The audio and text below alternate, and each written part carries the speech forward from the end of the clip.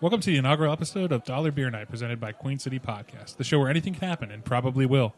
I'm Kevin Carter, and I'm your host for this special day. I'm joined by Dylan, Zach, and Tommy, and in case you missed our episode on the Queen City Podcast, we four are starting something new. Each week we'll take turns hosting and leading a conversation, and each person will bring something new just to keep things spicy. Let us know what you think as we dive into this brave new frontier together, and without further ado, let's get into it.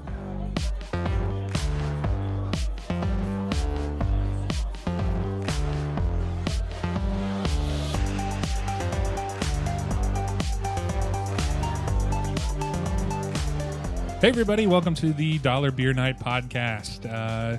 Just letting you know this is our first episode, and if you want to follow us on all our social medias and all that stuff, just real quick, we'll throw them out there for you. We're at Dollar Beer Pod on Twitter, Dollar Beer Night on Insta. If you have any emails or comments or questions or whatever, we're at dollarbeernightshow@gmail.com. We also have a website in the works. It'll be dollarbeernight.com. They'll have our feeds. It'll link to Spotify, Spreaker, and all places you can get podcasts. So look for that. Look for all those things to be more active in the future. We're just now obviously getting all this stuff set up. So the rocket's launching off, yeah, everybody. Man. It's exciting times. Hear the rumbling in the earth. These are exciting times. Yeah, so I know it's a bit weird to be hosting, so I'll throw it over to the old host. Whoa, what up? What's going on, Dylan? Hey, I'm Dylan Hayden. I am excited to be here. I think this is going to be so much fun. We kind of kept this close to our chest. We haven't been like broadcasting it out on the internet, so it's fun to get after it and let the first episode kind of speak for itself. So I'm excited to be here. Cool. Tommy, what's up, man? What's up, dude? Cool. What are you feeling? What are you feeling right now? This is great. This is my second episode of this show. Third episode with you guys, but I'm getting the hang of it. I'm excited. I looked forward to this all day long. I got some notes written. Sat on the couch, watched some Pokemon streams. Yeah, Tommy sent me a picture earlier of him watching Pokemon on Twitch. And taking notes for the show, and what a life. Yeah. What a life you live. Wait, so you were taking notes about Pokemon for the show? No, I was taking notes for, I was reading Kevin's... While watching Pokemon. Okay. Gotcha. He kicked up on the couch writing some notes. Yeah, it was a wild scene. It took me a while to decipher. Sure. Yeah. Well, you're a founder now, Tommy. How does that make you feel? You founded a podcast. Look at that. I feel great. You have a financial stake in this, right? Yeah. Yeah, next step, we all buy a round table and... do something weird. We'll be Knights of the Round Table. We'll change our name. Yeah, hopefully we can get some video elements into this at some point. We got to rearrange our space here a little bit to make it feasible. So, Also, I brought some Bud Light seltzers, and they're not bad. They're not bad. Yeah, I'm going to be straight up honest with you. This is White Claw. Yeah, it's fine. This is straight up White Claw. So Bud Light be stealing the recipe, the family recipe from Mr. Claw. It was them the whole time. Yeah, it might be. I mean, it probably is, to be honest. It's like how every ketchup is secretly just the same ketchup recipe. They just put a slap a different logo on there every Smush time. some tomatoes, pour some sugar in there. You got some ketchup. Yep. Absolutely. All right, so Zach, what's up, man? Not much, guys. Yeah, my name's Zach, at Zach Rotello on Twitter, at Zach Rotello on all the social media platforms if you want to reach out. I'm super excited about this. Obviously, we did the preamble, the prelude, or the prequel is whatever you want to call it, which is up now on all of our social media stuff and our podcast feed. But yeah, I'm excited to get conversational. Kevin came to us with a very, I think, apt first episode topic. I love this topic. And we're going to see where it goes, and I'm very excited about this. But I've already said my piece about the beer. I don't know. This isn't a theme. We're not wine and crime, everybody. We're not some highfalutin beer reviewing but we do have here. a beer fridge in here with us. We do have a beer fridge. We might make Dylan upgrade it to a kegerator at some point. This is probably going to happen. Let's be real. Yeah, my suggestion to Zach the other day, without your input, 100%, was that whoever hosts has to buy the pony keg for the kegerator that week. Okay. Yes. I say we tear down this wall. It'll be real easy. It'll go right into the bathroom, but it'll be easy to hook line right up into the kitchen to put that beer, get that beer keg. We'll just remodel the whole house. Say no Is more. that okay? Say no more. We could also all hook up Whizzinator's to our gentleman sausages. Whizzinator. Yeah, you never heard of the Whizzinator? Is that a catheter? Well, we'll talk about this after the show. It's a completely different thing. It's basically how people cheat on drug tests. Oh. So This might be like a topic for another show. it might be. You never know. How to cheat on the drug How to test. beat a drug test. But yeah, guys, if you're ready to hop into it, I'll hop into my intro to the topic here if you're like. What do we think? I don't know. Does anybody have any specific things that we want to Well, talk about? I guess we could know. just talk about the order. So Kev's going this sure. week. I'm going next week. Yep. Tommy's going the week after that, and then Zach is going last. Yeah. Do we want to give like any kind of like indicator on what we might bring to the table? I think we week, could do or that is at it the a end of the surprise? episode. Sure. Yeah. Let's do it I've at got the my end. idea I'll leave for that what I up to wanna do. Dill. Yeah. Yeah. So, yeah, guys, without further ado, take a little listen to this. Throughout history, humans have come together in communal spaces and shared stories. It's interesting for me to think about the first retelling of an event that could be counted as a story. What was embellished to make it a tale, or what was so bombastic about the event that made it compelling enough as a truth? The Oxford Dictionary describes a story as an account of imaginary or real people and events told for entertainment. But I find that a rather cold way to think of a story. Stories describe what it is to be human. They're a retelling of our past, an explanation of the unexplainable, our visions of the future. They tell us of love and betrayal, of triumph and failure, of the mundane and the fantastical. Stories are our way of, as a species, to define and give meaning to our perceived reality and or fantasy, and sharing those feelings with everything. Bearing that in mind, I want to discuss our favorite ways to experience the human endeavor of storytelling. What are our favorite quote-unquote stories within our preferred medium? And what do we value in that story and medium? And can we come together to decide which medium is best? I just really wanted to explore with you guys how we enjoy taking in stories and the stories that we all love. Because I think we all, in different ways, really enjoy what it is to be human and what it is to take in a story and really kind of experience that lens of the world through somebody else's eyes. So the first thing I wanted to get into was just kind of go through a list, and we can kind of go through and talk about like pros and cons of each one. We don't have to hit on all these points, but I think it's important to kind of, because there is a lot of different ways to, because when I was making this list, I was like, oh shit, I forgot about that. Oh, I forgot about this. So the first one I want to talk about, and I think is the most obvious for the modern age, is movies. I know, Zach, you're a big movie guy. So let's talk a little bit like the pros and cons of movie storytelling, because I have actually probably a pretty different view than you guys on this. Mm-hmm. So start this conversation off by saying that was a very lofty introduction to also be drinking a Bud Light Seltzer black cherry flavored. And the Sweet Baby Jesus from Dew Claw, which is delicious. If you haven't tried it, I stumbled through it, but it was good for a cold read, essentially. Yep. Hey, you know what? This is we're bringing a little bit of class to this first episode. We don't need to always be coming out the gates cursing and him hawing flying around. We don't need to be fuck, dick, pussy. Yeah, we don't need to be all of that. Exactly, Dylan. Yeah, those are great exactly examples of what we. Of the things that we're trying to combat in this episode, we're learned gentlemen here. I don't want to sound too haughty, but I like I said on the intro episode, I want to talk about some more broad, generic, far-reaching things, and I thought this was a good way to start. So, because what we're doing here is telling basically a story that we want to tell. That's what a podcast is. So. Yep. So what do you guys think about movies? I guess I'll start it off. I think in the modern age. To be perfectly honest with you, it's one of my least favorite ways to take in a story. Yes. I think with the time constraints a movie presents, with the budget constraints that a lot of movies present, there's a lot of money still tied up in that. And I think in a lot of ways, we don't get the character development that I think we deserve in that we get and deserve in other mediums.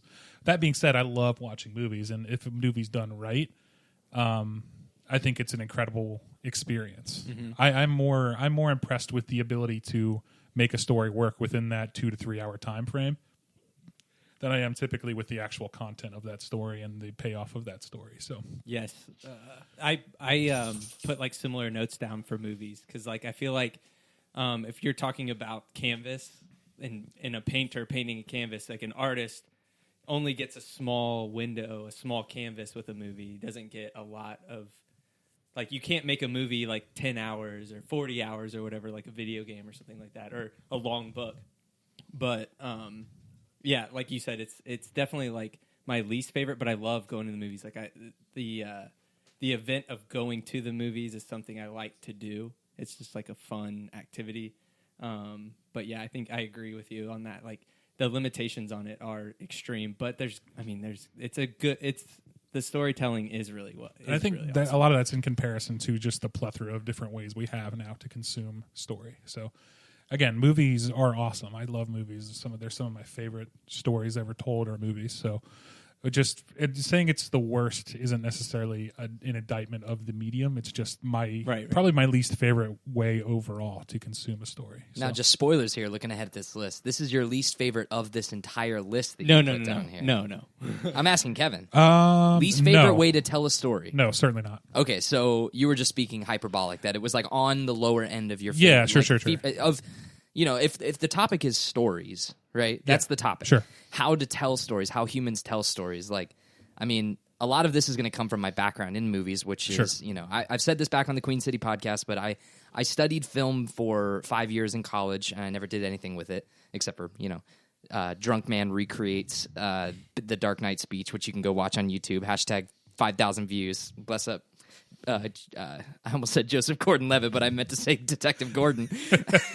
Just say Both work. Gordon, both they work. both work. But yeah, I think that this argument, or not argument, but the discussion about favorite medium of storytelling might, for all of us, come down to our favorite way of time management. Sure. Yeah. Because, like, film, in my opinion, is one of my favorite ways for stories to be told.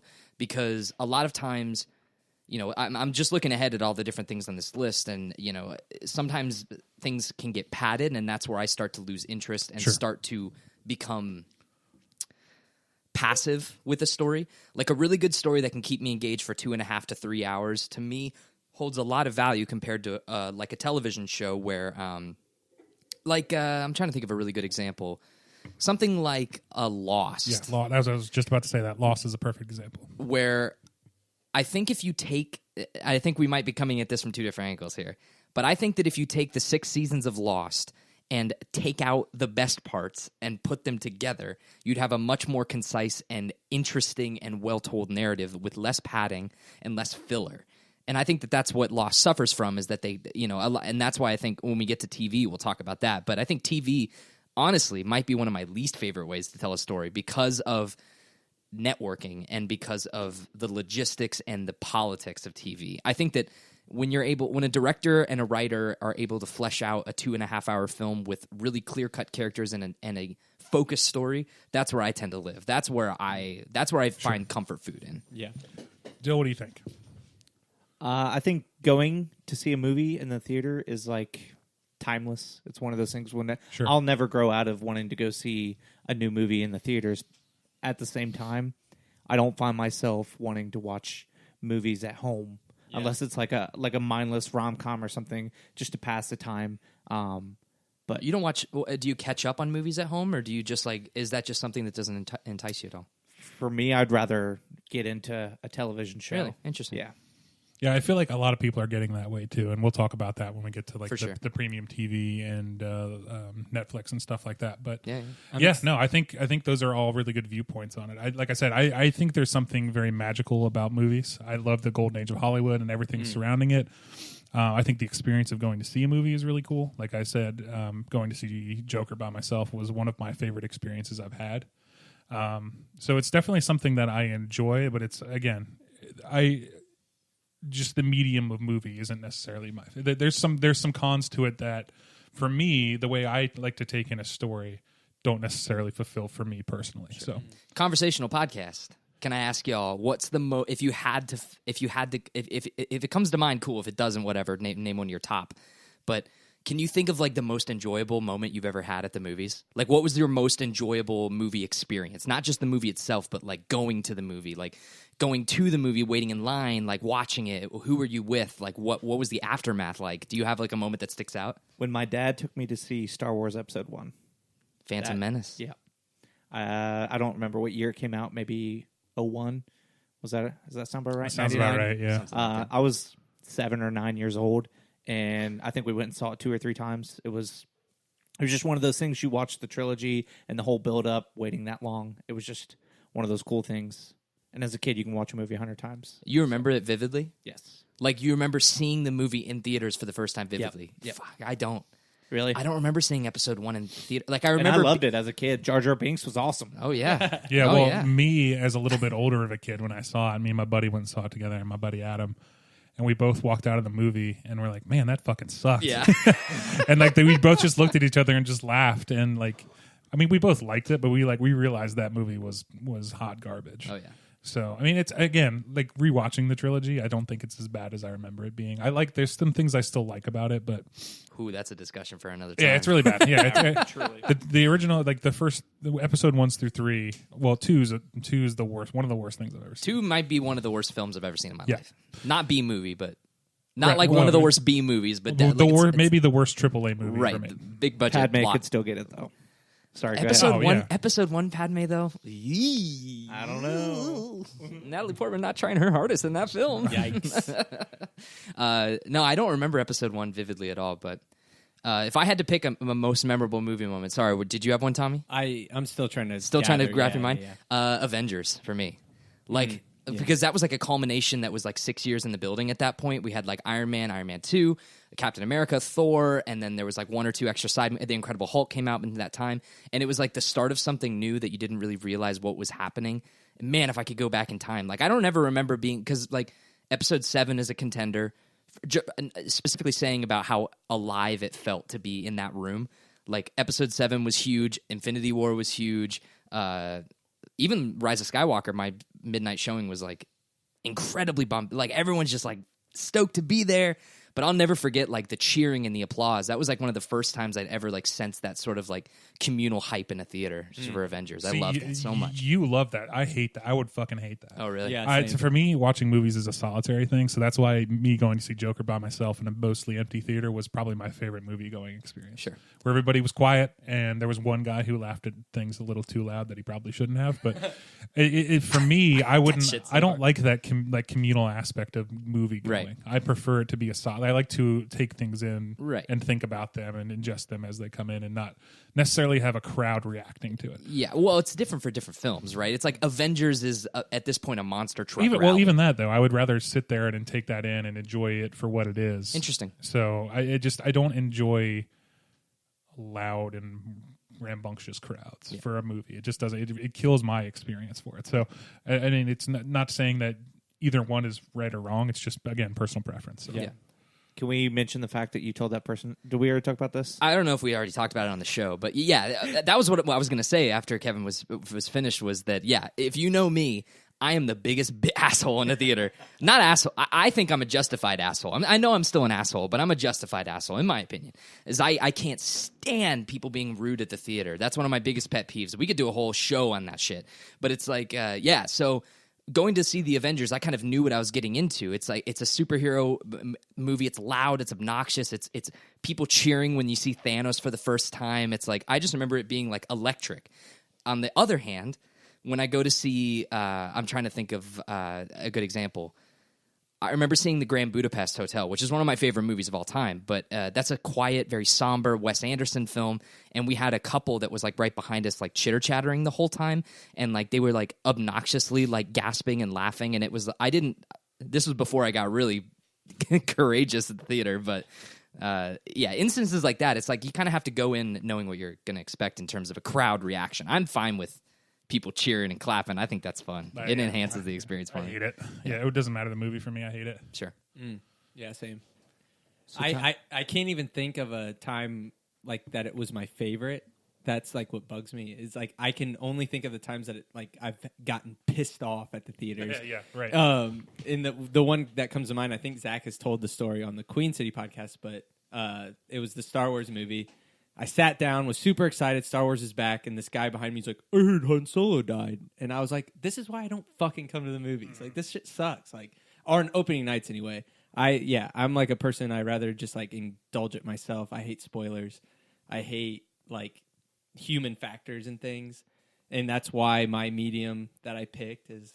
Well, we'll is get what we'll it get is. to it. Yeah. So, but When I went to episode 7, I wore noise canceling headphones, and I was listening to such a good music idea. because, like, I was like hanging out with my friends, but we were all just like drinking beer and chilling. But it was Yeah. like whenever someone had to talk to me, I would go like, and I would lift up one headphone and be like, That's so or whatever. Because like, I'm so sensitive to spoilers. I hate it. Even when I hear other people say spoilers, like you saying Han Solo, dies. I know everyone here has seen I know, 7, right. but part of me wanted to go like, hey, spoilers. People haven't seen it. That movie It's been years. Yeah, movie's been out for a You've while. had your fucking chance You've to had see your Star chance. Wars. Well, that's another good topic. How long does it take for Yeah, what- spoilers to not be spoilers Yeah. anymore? Where you can just say, go fuck Yeah, yourself. that is a good topic. Are we writing these down? Somebody write these Yeah. down. Who's our note taker? Right. Diesel, wake up. Diesel's the scribe of the show. Is w- Diesel our official mascot? Yes. I think so. Cool. Yeah, he'll I be like on it. the first T-shirt we make. I'm fine. Yeah. I'm fine. That's Everybody, the pre-orders are live for the Diesel T-shirts. good. Live at the Diesel? Is that what you just No, said? they're live. The Oh, T-shirts are this live to This order. is the Live Diesel to Dome. order. The Yeah, podcast just studio is DM a your Diesel Dome. size, and we'll put Diesel. That's a on good name for the studio, the Diesel Dome. Yep. All right, let's bring it All back right, we around. were derailed a little bit. Hey, Yeah. it's a conversational It's podcast. yeah, right. So yeah, but we got a lot to talk about here. So let's move on to my next medium I have listed is books or novels or printed media. For me, this is one of my favorite ways to. I don't know why I did it this way. It's probably just top of my mind the way I listed it. But yeah, I love sitting down and reading a book. Some of my most memorable experiences have been just sitting down on a day off and starting a book and completing a book in the same day. To me, that is so rewarding and so it transports me more than anything else. I like, to me, it's just the way one of the first ways I learned how to take in a story outside of like just the ways kids learn, with TV and shit like that. I mean, obviously you read books as a kid, but something I did for myself for the first time was, read a book that I wanted to read outside of school. So, Right. Obviously some drawbacks to that are, it's easy to fall asleep reading a book. Yes, absolutely. I'm a guy that I'm kind of a slow reader as well, even though I've read a fair bit. I've never really gotten to become a fast reader. And it can be quite cumbersome, and it's kind of hard. I have to have complete silence while I read. If there's any sort of, so I can't like read on a subway or on a plane or anything like that. It's a very sequestered activity for me. So there's a lot of negatives there, but if I can find the time and the peace to do it, for me, there's nothing better than a good book. There's also a lot of really bad books too. Yeah, that's what I was about to touch on. So, what do you think? Go ahead, Tommy. Go ahead and say what you were going to say. I love books. I love reading books too. I've read like all the Harry Potter books. I know it's cliche. They're good books. I didn't read them till I was like in my late 20s. You won't but feel they're good. cliche when I start talking about books. Yeah, my wife's a huge reader. We have like a ton of books all over the house. We have a ton of books on our coffee table. She reads 1 or 2 books a week. Like she is a huge reader. Shit. And sometimes I'll watch her like close a book and just be so sad. She like spent like all week reading this book, and I'm just like, I can't do that. I could never sit down and read a book that sucked. That would I would be crushed. Like, You can always. I spent I've 40 hours on this I've thing. started and stopped so many books Yeah. because if they don't grab me after after a certain amount of pages have been turned, I'm like, that's enough. Even from some of my favorite authors, there's been books that I've just sat down and never come back to because it's like, Right. yeah, it hasn't grabbed me yet. So, and to me, it has to be like reading has to be a completely transportative experience. You have to be able to put yourself in that story Yeah. for it to be effective. So, Right.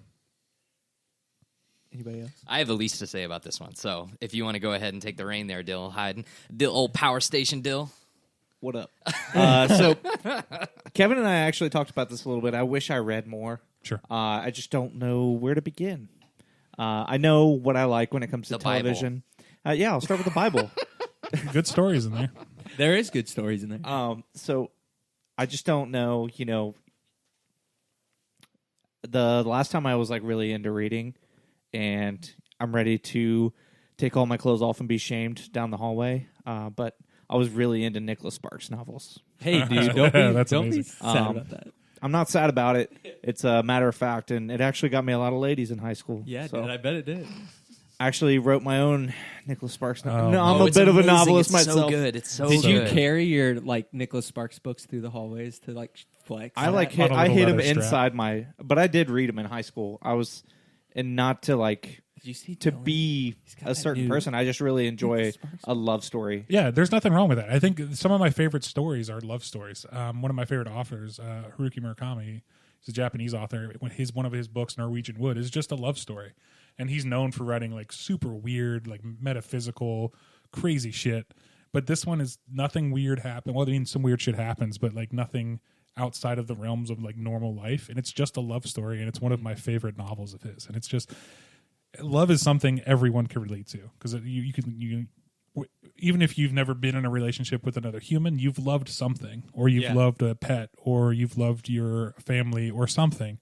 It's something, and even if you've never loved anything, you know what the lack of love feels like. So that would be something interesting to read about, and certainly something that would, give a little bit of catharsis. And, so yeah, I don't shame you for it. I mean, Nicholas Sparks, a story is a story. And if you like it, there's no shame in that. I don't believe in guilty pleasures.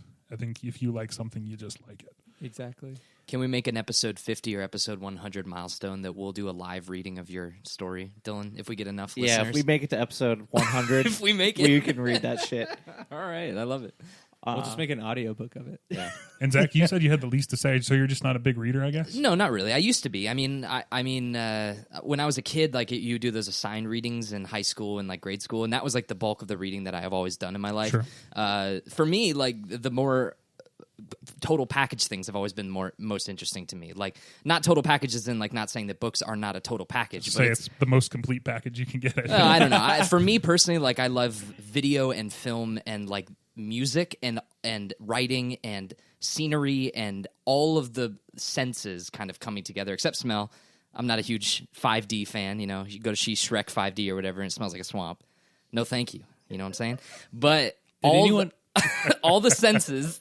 Go ahead, Tommy. I'm sorry, but did anyone have that like scratch and sniff Shrek book back in the day? No. Yeah, that's what I was thinking of when he said that. Did you think about that too? Yeah. For real though, can we talk for a second about Shrek and the fact that how weird it was that there was Shrek flavored, tinted, and smelled everything, right? Yes. Because I remember that thing, but I don't remember having it. But like, there was like Shrek Go-Gurt, it'll turn your tongue green. Shrek Cheetos, it'll turn your fingers green. It's like, what is the fascination with becoming Shrek?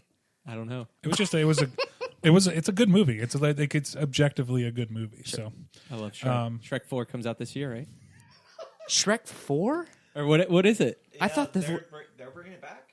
They're bringing they're Shrek bringing it back. I'm Shrek, bringing there's Shreky a back. Shrek musical. Yeah. Oh, dude, I want to see that Really? musical. No, I don't. Why? Is it written by Lin-Manuel? I don't know, but there is a Shrek stage play, or at least a stage play. I don't know if it's a musical Everything's or not, Beetlejuice has a Yeah, right. That for real though. Tara was describing shout out Tara, what up? She was describing the Beetlejuice stage play or the musical or whatever, and she made it sound pretty dope. It looks pretty cool. Yeah. I have no interest in paying $160 to go see it, but you know what I'm saying. I have no interest to see a rated.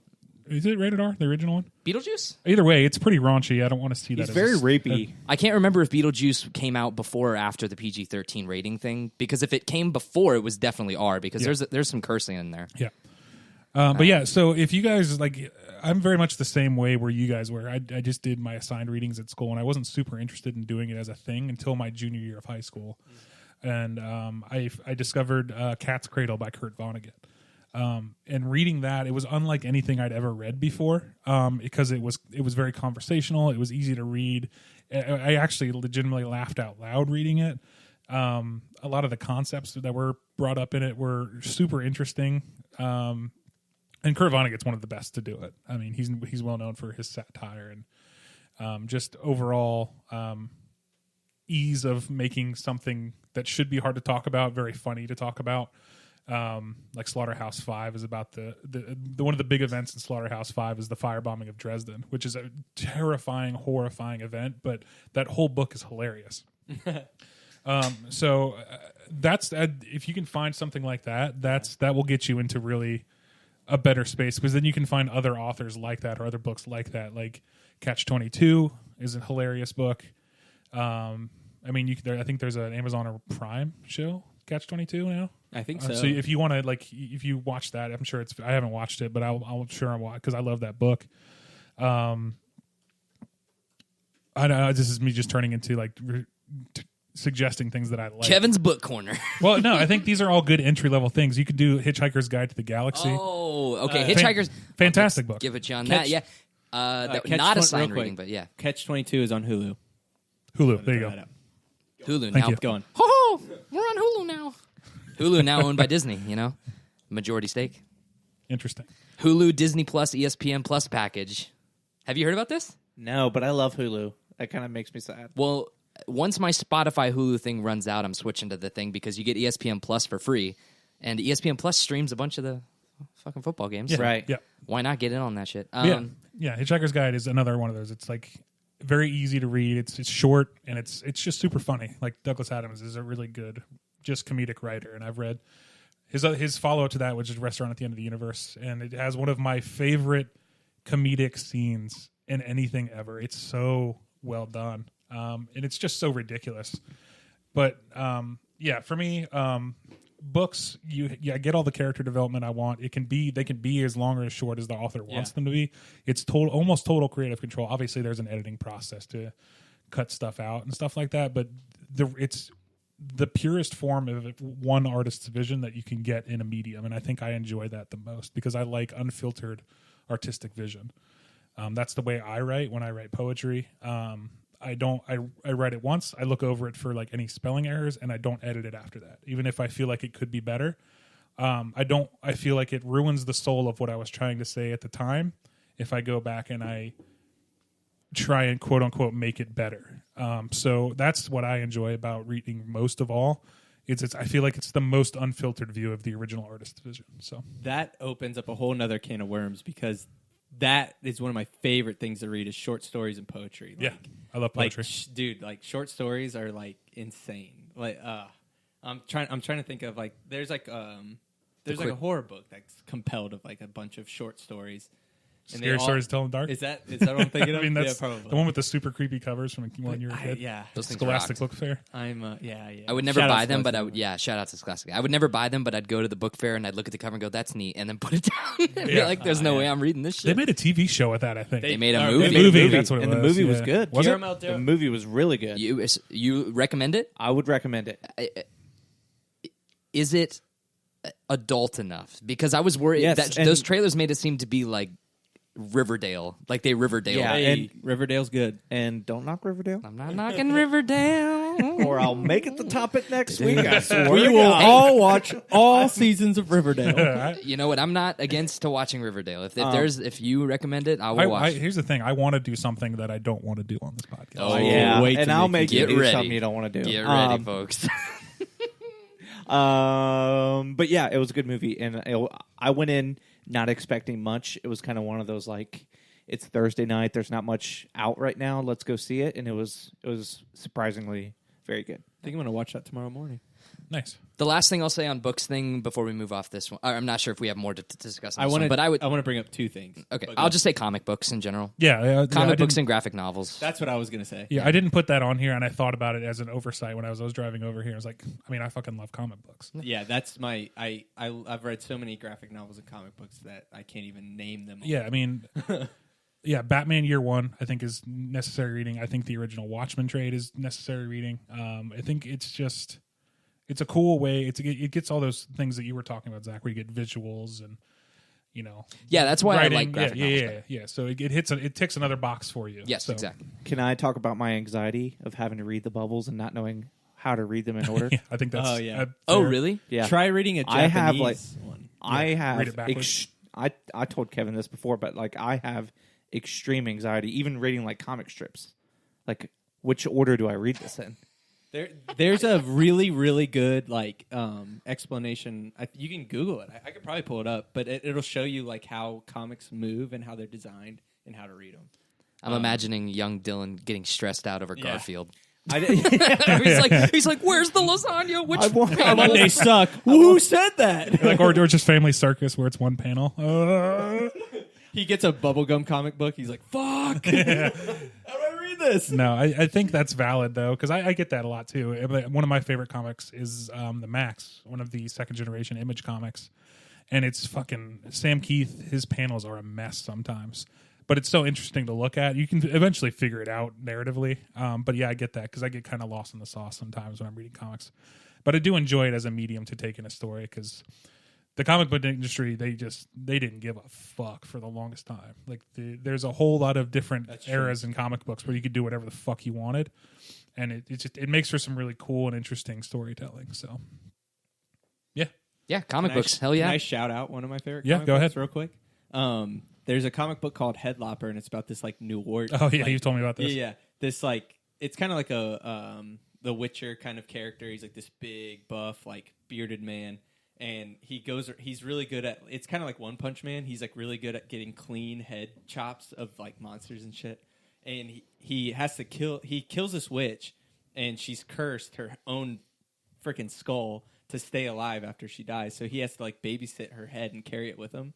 And like just their tale of them together as he like continues to like kill monsters is just absolutely amazing. Everyone has to read. We're going to do an episode about Headlopper. Maybe not. I don't know. It'd be cool. I'd be fine with that. It's so fun. I mean, I was. Yeah, you were squeezing your headphones. There well, sure no, I was just listening to audio. Okay, cool. We can move on. So yeah, we can skip over a couple of these really quick too. But I put those two up top because I knew they would generate. Well, at least the books would generate something from me, and movies would get something from Zach and you guys because I know we all like movies. So.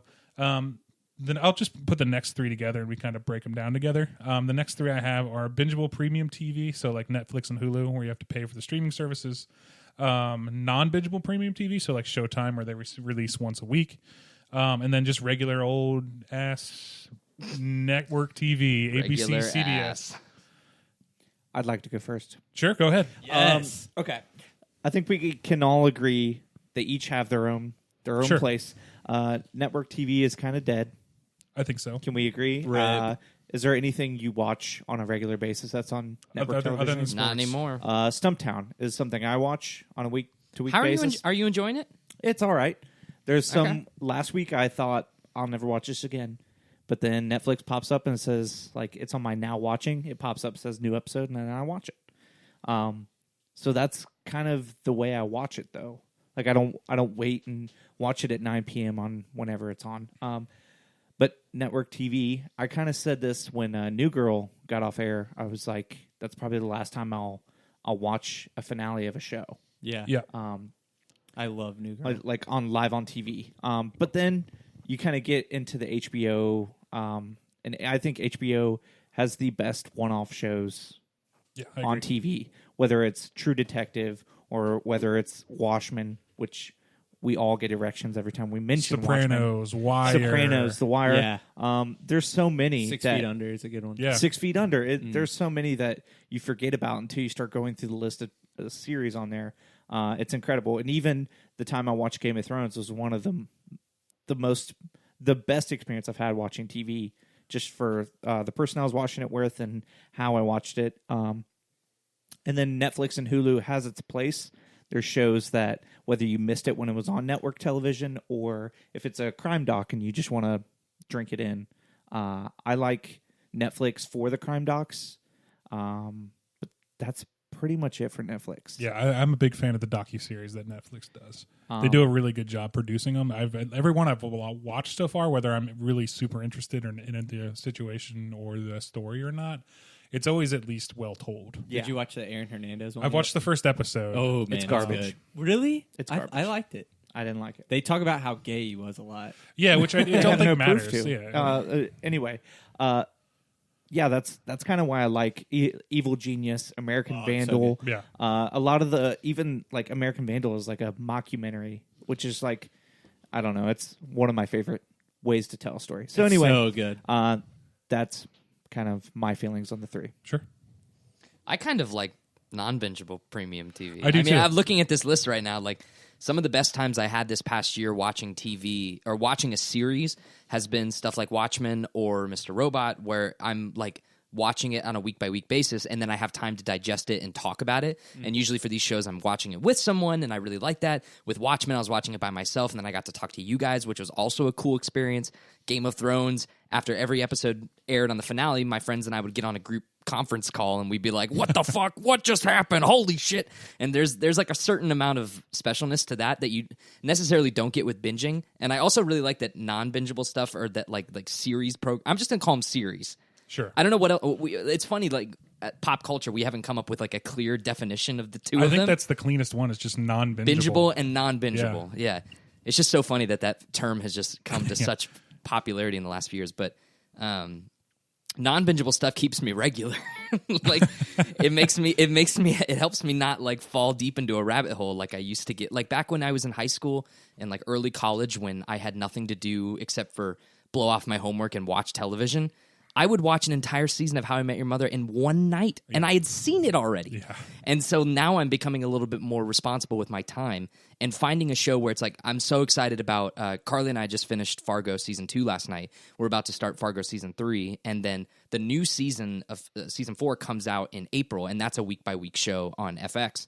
So excited to have a springtime show that both of us can like dedicate an hour of one evening of our night. Sit down, make food, watch the show, talk about it. Like that kind of shit I really, really love. I feel like, I've been watching The Witcher too, like while I work out.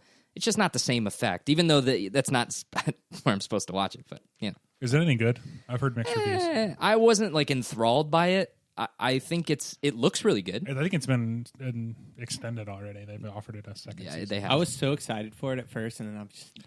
The trailer, when I watched the extended trailer, I was like, no thanks. This doesn't look like it's executed super well. It's actually, it's better than the trailer makes it out to. Really? Well, like just production value, writing across the board. Like it feels a little bit more, it doesn't feel quite like a made for TV kind of deal. Like it actually feels pretty cinematic. Well, yeah, that's my thing is I've always wanted to read the original series of books that it's based on. So I think I'd rather do that than consume it in bingeable TV form. So. I've heard those books are hard to read. That's fine. I mean, I enjoy hard reads. I mean, right.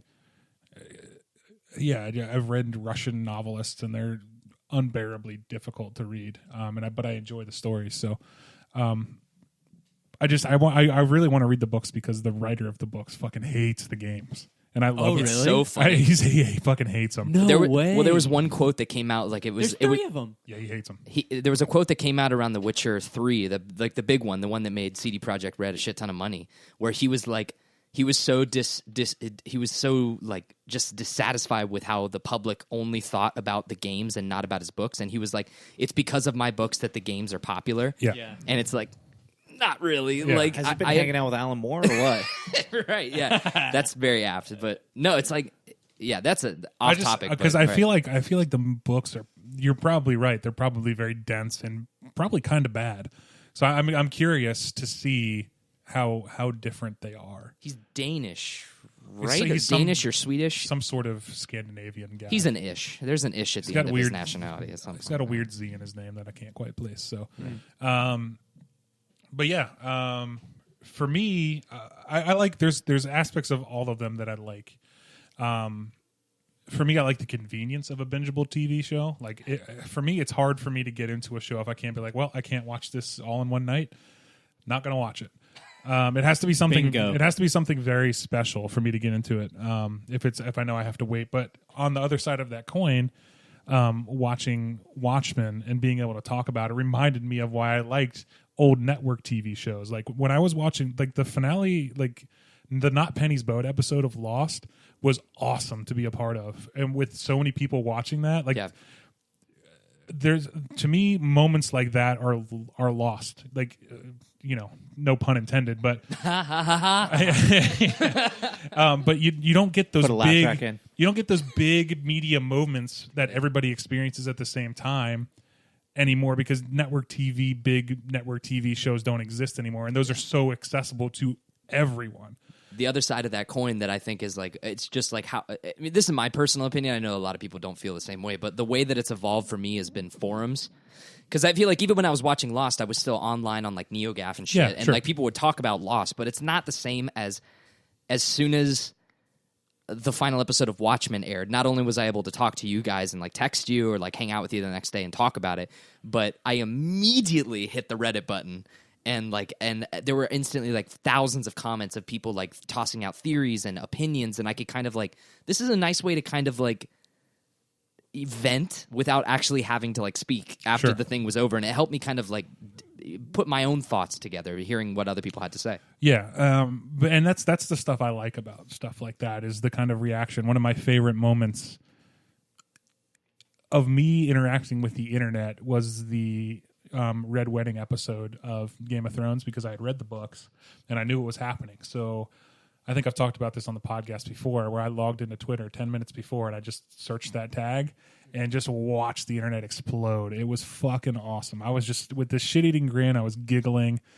And it was just so fun to watch people because everybody saw it at the same time. You don't get that with bingeable TV. It's everybody watches at their own pace, and the conversations become a lot less. I guess the zeitgeist around those things is it's much less organized, I guess. So it's hey, did you see this show? Let me know when you watch it so we can talk about it. And you log into Facebook and you see spoilers almost immediately because there's a meme about it already. Just delete your Facebook.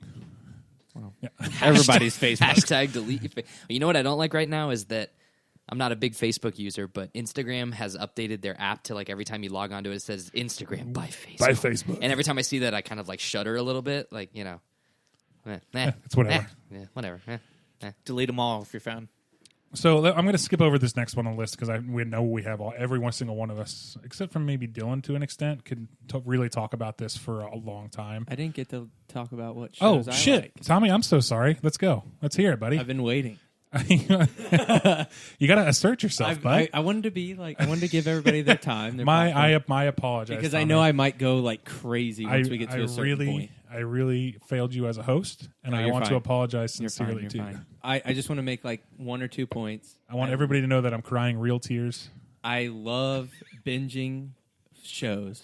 That's my favorite. Sure. I love looking next to the person I'm watching it with, usually my wife, and going, "You want to watch another one?" And that is awesome. And like that's awesome. The excitement of getting to start up another one is so fun. I feel like I lose interest in shit sometimes, like throughout the week, and like it kind of like ruins the experience the next time I watch it. I want to keep watching it. I want to keep sitting in that feeling I felt when I watched the last episode. So that's why I love binging stuff. And also the other point I wanted to make is like how Zach was saying, like he'll jump on Reddit. That's something that kind of irks me sometimes because it that whole week people get that chance to, you know, you're like, I didn't really like that, and then they're like, well, you're wrong. This is why you should like it, and I hate that shit. I hate when people tell me that this is why you should like that. Like, no, I just don't like it. Like, so I feel like for a week you get this like you get beat up for, you know, for disliking something, and it gives people like that more time to tell you that you're wrong. And I just like, let me binge through something real quick, and then I'll be like, I liked it. It was dope, or I didn't like it. Yeah, and, I get that. I get that. I dislike a lot of forums because of the trolley aspect of it. And everybody is the smartest person in their own world. Yeah, and it's a mob on. Yeah, I hate that aspect of the internet where just everybody thinks that their opinion is, you know, as good as fact or is validated because they think it's right. It's just. But there's that. So you can also block it out if you want to. I just don't. I don't. That's true. I don't even know why I do it. Right. To myself, I don't go to Reddit forums because I don't like people. Like I want to see people experience like I don't know, having excitement for it the same way I am. But sometimes I like do want to go see if like people are like, did you notice that was wrong? Yeah, that was wrong, right? Yeah. And then people are like, no, you're wrong. It's like, oh fuck. Yeah. Okay. Sorry. Cool. Thanks, guy. Go kick your dog. Can we talk about how Amazon Video, if you play any episode, the next episode plays, and like you don't have time to find the remote. Oh, dude, yeah. That's the same way with Netflix, and it pisses me the fuck off. No, Netflix is like, are you still watching? I'm like, fuck yes, I am. No, play the next one. Yeah, I get the same thing with Netflix. Yeah, I do too. But I don't have a problem with it because usually if I'm sitting down to watch something with multiple episodes, I'm like, fuck, I got nothing to do. Yeah. If you finish a season, though, it should be like there should be like a 30-second on Amazon Video, because like I finished season 2 of Mr. Robot and I was like not ready to go to season 3 yet. And it started up. It was like 3, 2, 1, and I'm like, fuck. It was like 2 a.m. I'm like, anyway. Alexa, TV off. Oh shit. Yeah, might as well sit down for 12 hours. Yeah, exactly. Fuck, lost my train of thought. There it goes. Sweet. Well, that's a great segue to my next medium where I lose my train of thought often, which is a stage play. I enjoy stage plays. I enjoy musicals, but I find it hard to sit through them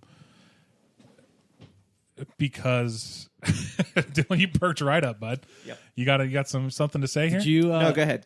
I got a good analogy. That was pretty much it. I love the idea and I love the romance of stage plays. I like I've seen a few. I'm not a huge indulger in these, but I like the romance of it. And I like the idea of going to see a stage play, but the actual act of seeing a stage play is pretty bad.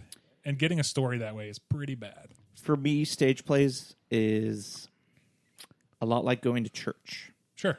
You understand the significance, but at the same time, you're usually there for someone else. I'm going to get another drink. Yeah, get me one. Mic drop on that. Yeah, no, that's a great analogy because it's probably true. I mean, a lot like the last stage show I saw, I knew somebody in the play, and that's the main reason I was there. So, I mean, it's an outdated form of media or in telling a story, but again, there's a certain romance to it. I don't know if any of you guys have anything else to say about it. I love Phantom of the Opera is really cool. If you haven't seen that live, it's worth going to see. I haven't been to a ton of stage plays, but I'd love to see one because I feel like it'd be really cool. But at the same time, what if you go and it's just damn, that sucks. It sucks, yeah.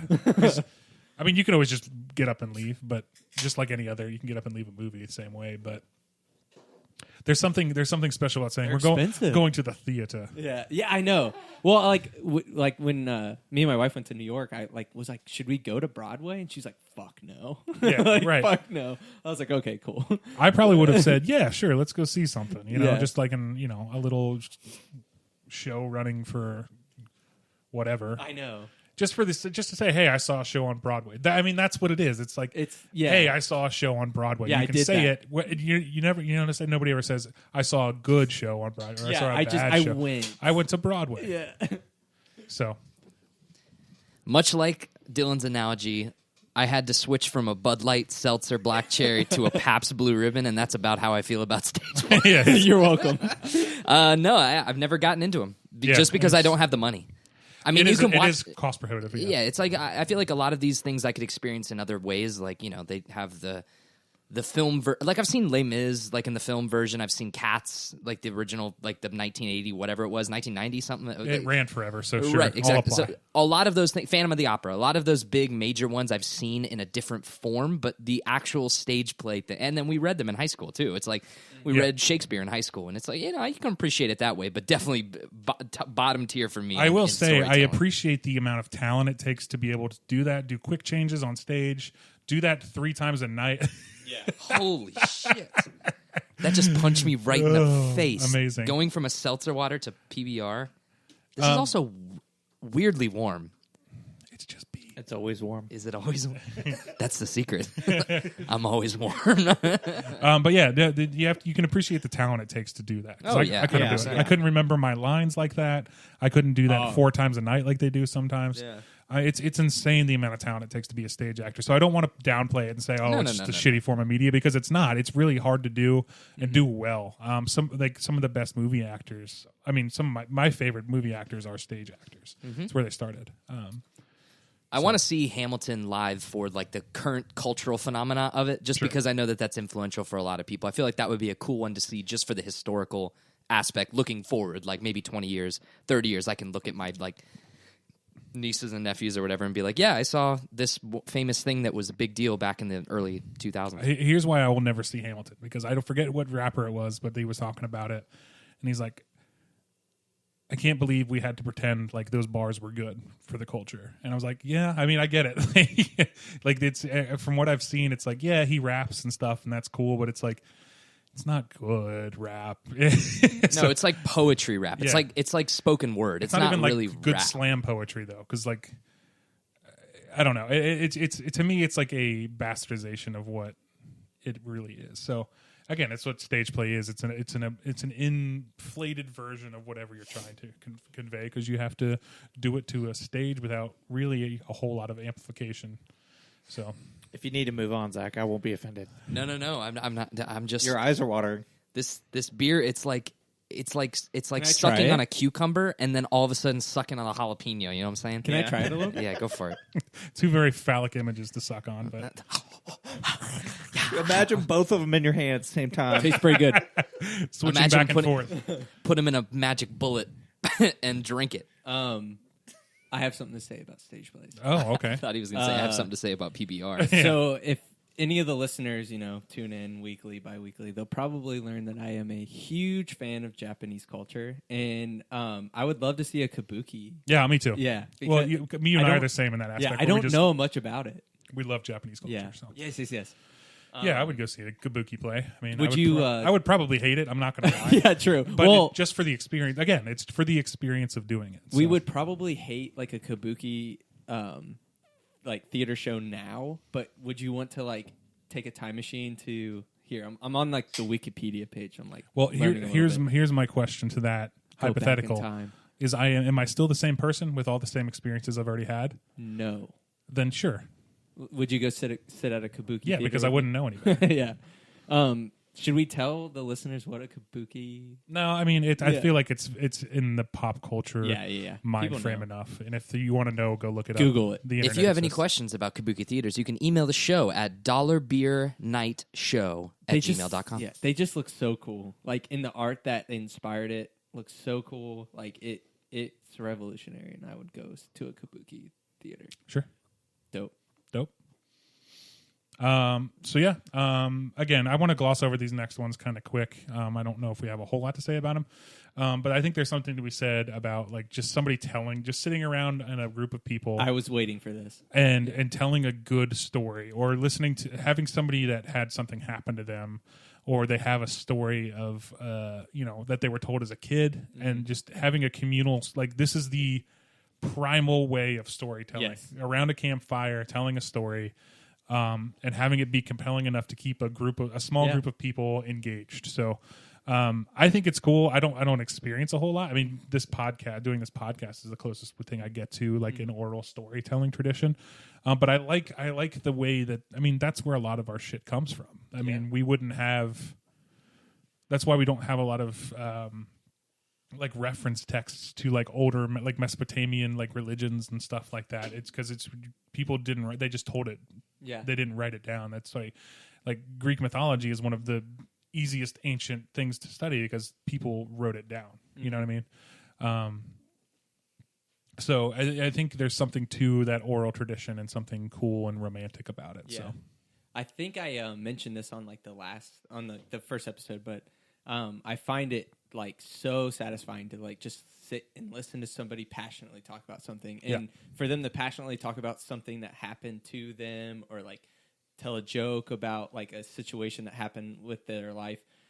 It's just so good. It's not my favorite, but it might be like my second. I don't favorite. know, man. Like listening to like an old sea captain talk, or like like listening to baseball players talk is so good. Here's what I would recommend: go look up George Brett shitting himself. Yeah, dude. Telling I love that story. Video. I love that video so much. And that dude that keeps trying to walk away. Yeah, because he's doing it. He's just bombarding this guy with a story, and so while he's stretching, so he can't really get away. But it's just he's the way George Brett tells the story, and it's the way all old baseball players tell their stories. Is that there's so much downtime in that sport that you have to become a good storyteller. Yeah, and that's one of my favorite reasons for my profession, because that's pretty much all we have. Like, there's written record of everything we do, but at the same time, a lot of the stories, the funny things that happen around the firehouse, and just people's personalities of retired people that I'll never meet. And I work at a place that's pretty distinguished. It's one of the oldest unions in America. It's really cool to have those kind of stories for people that is passed down. Like, I hear about people from the 60s and 70s and the way they operated, and even we have firehouses that have been adapted from horse and stable. So there's a lot of history there, and for me, who just enjoys hearing those kind of stories, like, I can't get enough of it.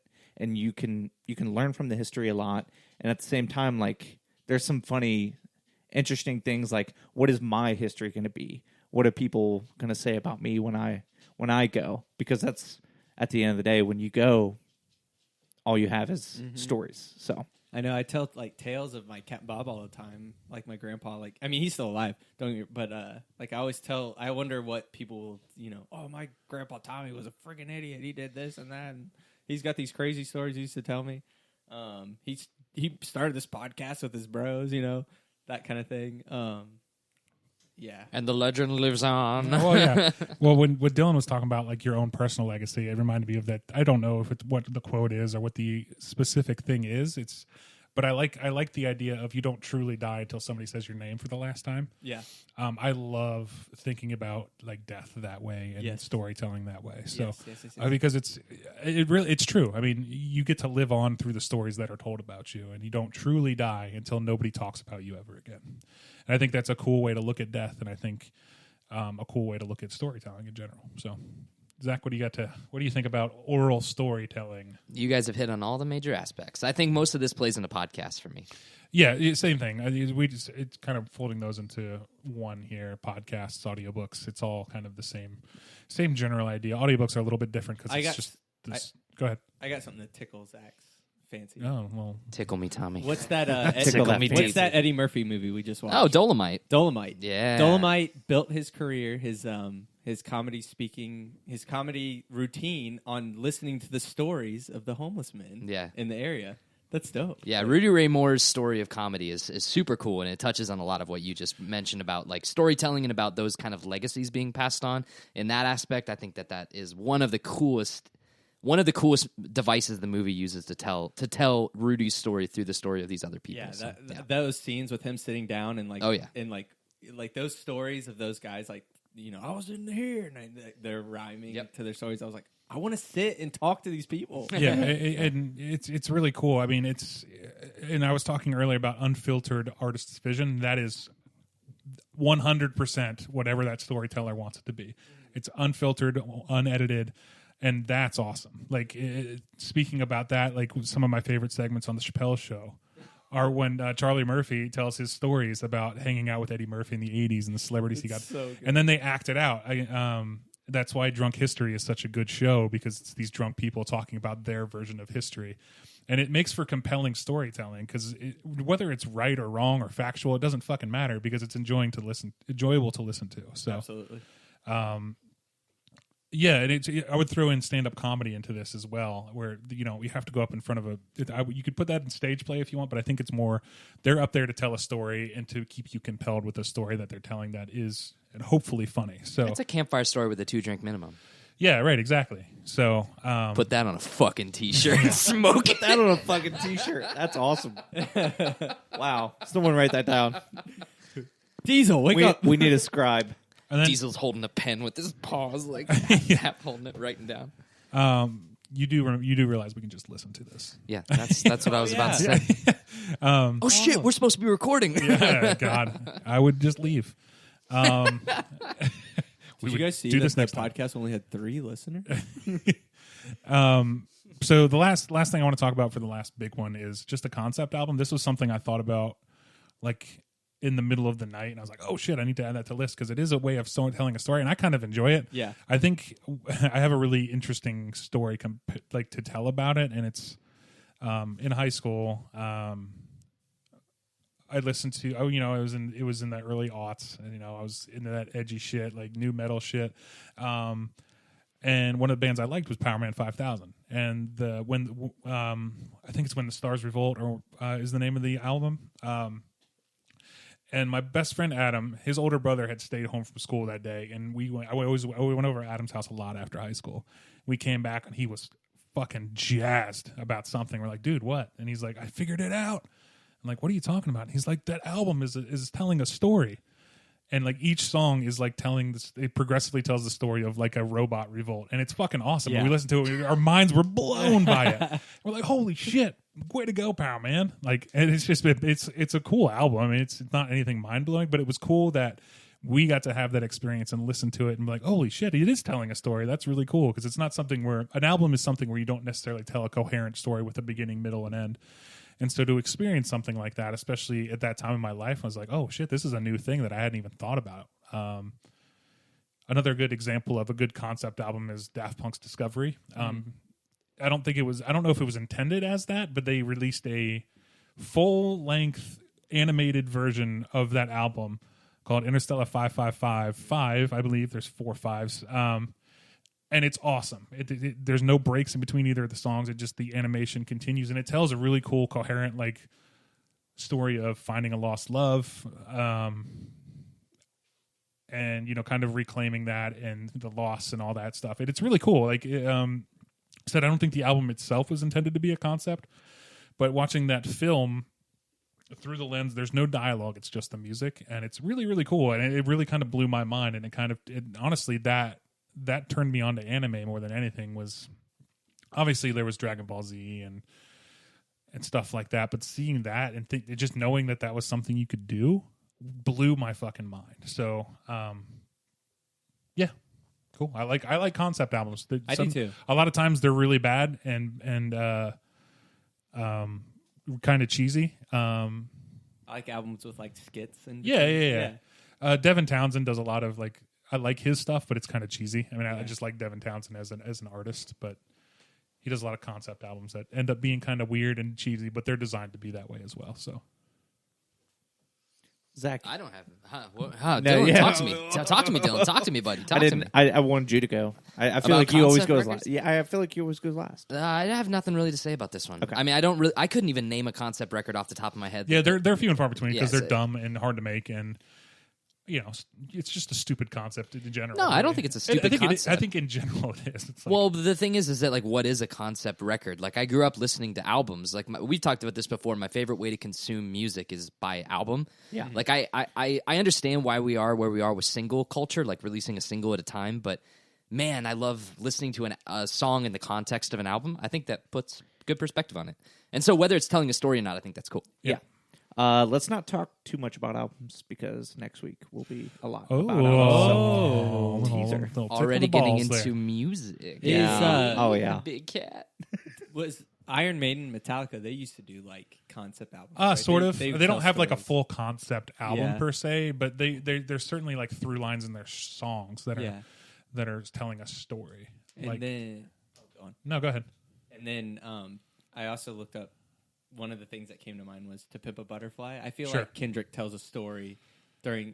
He adds to that poem the whole time. Yeah, for sure. I remember you was conflicted, misusing your influence. Sometimes I did the same. You know that whole Yeah. I absolutely love that album. That's like one of my favorite Kendrick albums. Is Damn a concept record? Would you say Yes, Damn is yes. okay? Because then it plays from one to whatever, and then it can go reverse and tell a whole nother story the other way. Yeah, that one was one of the ones that came to mind, but I wasn't sure if it tells like a really cohesive narrative. But yeah, now thinking back on it, for sure. Kendrick is a storyteller. Damn is a great record. Yeah, I think you can loosely define concept album in that way. There's like Devin Townsend that I mentioned, who tells literally a sci-fi epic through song. And it's like it has a rising action. It's a very like traditional storytelling, but there's also something like Damn, where it is a concept album and it still tells a story. It's not necessarily like has dialogue or whatever, but it does tell a story. I think a lot of albums do that, but some of them don't. I mean, I think the way I'm very much like you, Zach, where I prefer to listen to songs within the concept of an album. I like the way one song flows into another, and I look at an individual album as a song in itself, right? And that it should have, it should lead you in, climax, and then come back down, have a bridge. Like albums should be constructed like a song. So I like that aspect of it, but I don't think necessarily that means every album is a concept album, because it becomes kind of this amorphous concept of what is an actual concept album. So a lot of times it's just like what were they going through at that time? Sure. Whether it's a breakup album or whether it's just a mid-20s or early 30s where you're experiencing all your friends having kids, stuff like that. But yeah. I don't want to talk about it. Yeah, we will let that go. So the last genre, if you will, we'll touch on is video games. And I know at least 3 of us absolutely fucking love video games. Dill, I don't really know your personal experience with video games too much. Bought a PS3, PS4. What's the most recent one? PS4. You got your answer right there, Kevin. You got your so answer. I sold that, bought an Xbox One. And I still have it. It hasn't been updated. Yeah. I got 100% packet loss. I have no idea what that means. Packet loss. Packet loss. Google it. It means that I can't play like a games. I can't play games like online with people, which is like the entire reason I want to play. So you just have the base. You don't do like live or whatever. I need Spectrum to come in and look at it, but I'm a little lazy and my schedule's a little sporadic, so I don't really know when I will be home from 10 a.m. to 5 p.m. or whatever window they schedule. So that being said, my video game playing is minimal. Sure. Some would say zero. Yeah. Some might say zero. It sounds like you're saying zero. I downloaded NHL 20 and it was awesome. Great story in NHL 20. Yeah, how was the story in that? It was a coherent story. That's good. That's the most important thing. Most important thing in any story is that it makes fucking sense. So there's a lot of continuity issues in NHL 20. You couldn't understand what was going on in the story. It was so complex, and you said out loud, "What the puck?" Hey-o. Insert laugh track. Oh, I'll be here all week, folks. So yeah, I guess Zach, you lead it off. Lead it off with video games. Sure. Yeah, this is one that's evolving. Yep. Right? Video games are, as a storytelling medium, have only progressed the farther we get on in modern culture. And Kevin and I have had really good conversation, and Tommy as well at work. We've had good conversations in the past about what storytelling in video games means to us. To me, it means a majority. Video games to me are, for you with movies, video games are my alone time. Video games are what I do to like escape reality. Movies or a television show or whatever, I'm usually listening or watching to with a critical eye. I like to watch things like a film to decipher what it means, why I like it, what the merits of it are, how good's the writing, how good's the acting. A video game is I'm projecting myself to be in this. What is the experience like for me once I'm playing this game? And so Kevin and I have had the big discussion before about like what's more important, gameplay or the story. To me, if the gameplay is like so-so and okay, but the story is fucking fantastic, to me that makes I will look past some so-so gameplay if a story can really engross me in. But I know that having a really tightly controlled, excellently like looped gameplay mechanic is the only thing that matters for a lot of people in video games.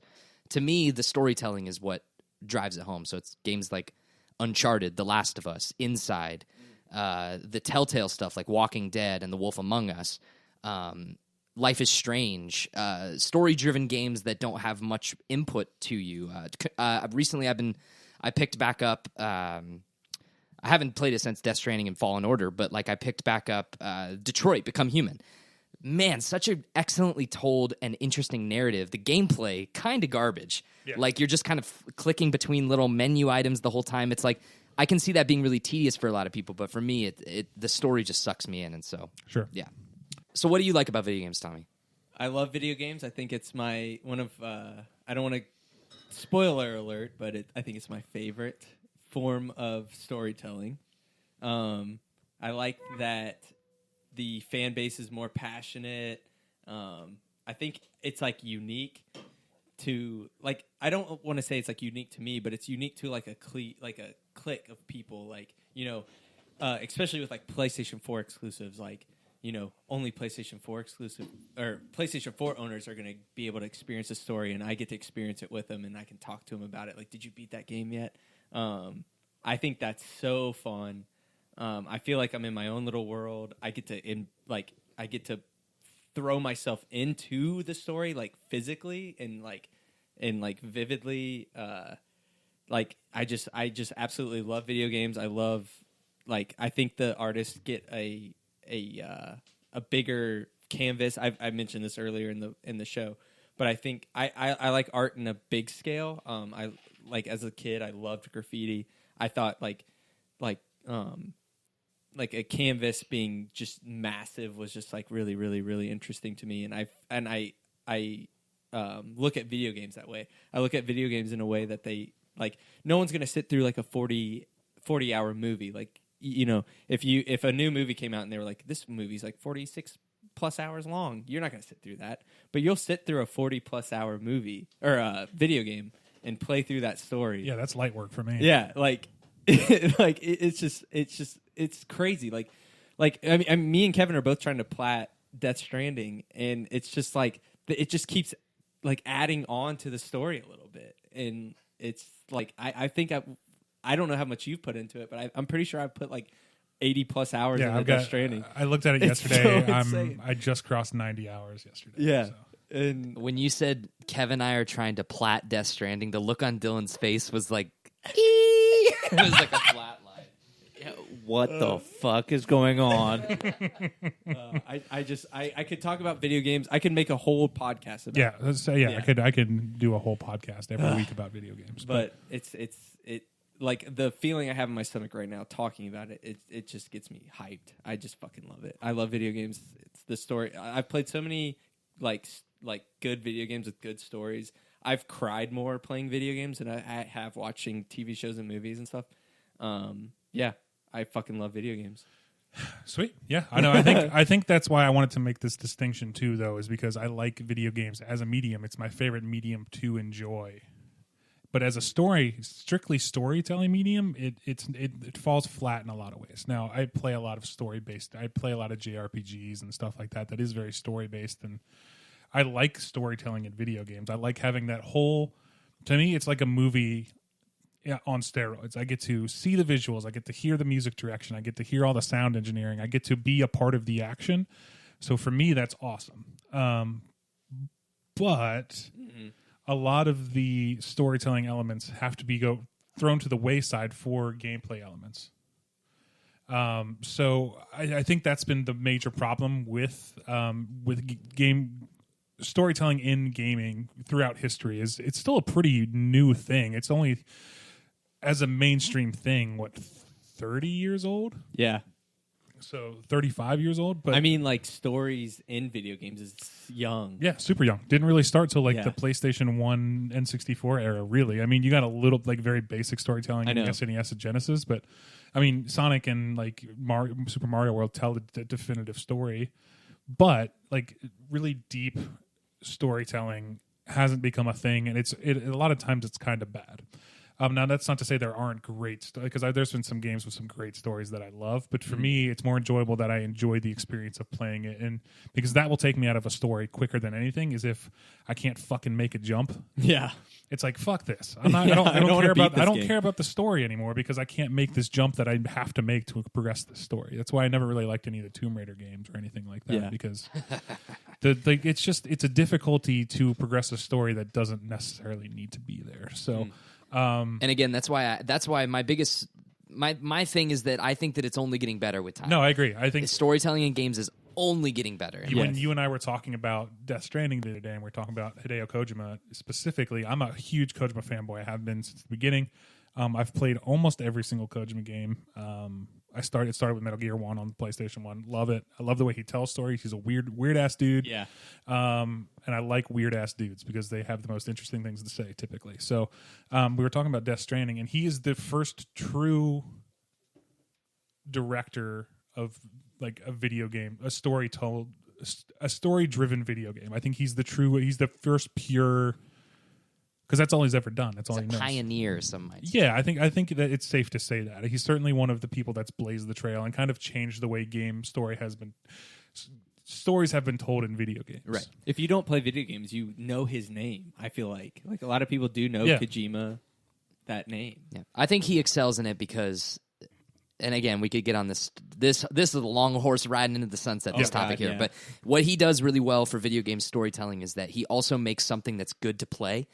That's what a lot of, very important. Because, like I said, it's my alone time. It's I want to transport myself time. It's me wanting to get away from it all, turn my brain off, be in something, like feel like I'm a part of something, be immersed.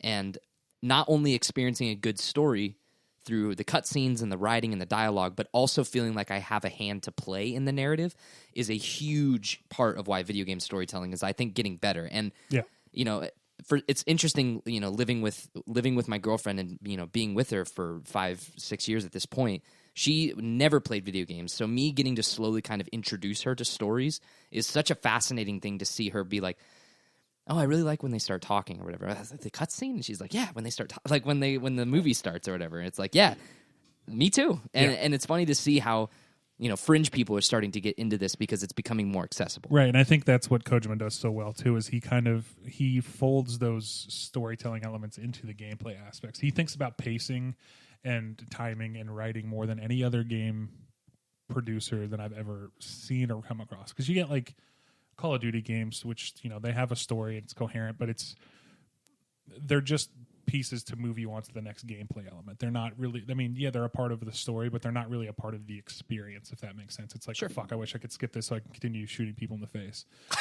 Where, Metal Gear games are like that as well, but it's like, it's fucking compelling storytelling, and it's part of the experience. It's not just something to load the next area, or because that's what a lot of cutscenes are. It's a cinematics while the next area loads up in the hard drive. So, it's becoming more and more purpose-driven storytelling as opposed to just something that breaks up the gameplay elements or moves you to the next area, which I think is really cool to see. So, yeah, I think it's not quite there yet, but it's evolving and it's cool, and because I like interacting with stories. So. Yeah, that's all I got. That's all I think. That's a good note to end on. Yeah, cool. I think we covered as much as I think we could possibly. I think there's certainly some genres we left out. I mean, I consider anime itself a genre of its own. Oh God, yeah. But I don't want to talk about that because that's one of those things I could talk about forever, and I don't want to out myself as too big of a nerd just yet. I mean, if you know me, you know my love for it, and you know my love for Japanese culture, and it stems from a lot of that too. I just like the Japanese way of telling stories. It's why I like Kojima. It's why I like JRPGs. It's why a lot of the games that I play are Japanese. My favorite author is Japanese. So, again, I could talk about that all day. And really, me and Tommy are the ones that have any really meaty experience with it. And like, even I feel like I have quite a bit more experience than Tommy does with it. So I feel like the weight of the topic is very heavily weighted towards me. So I wanted to keep it a little more even. Yeah. But yeah, moving on. So what I want to talk about now that we've talked about all of the pros and cons and what we like and dislike about each medium, I'm curious to know, obviously, what your favorite medium is, and then what the shining example that really makes that stand out above the rest for you guys. I'm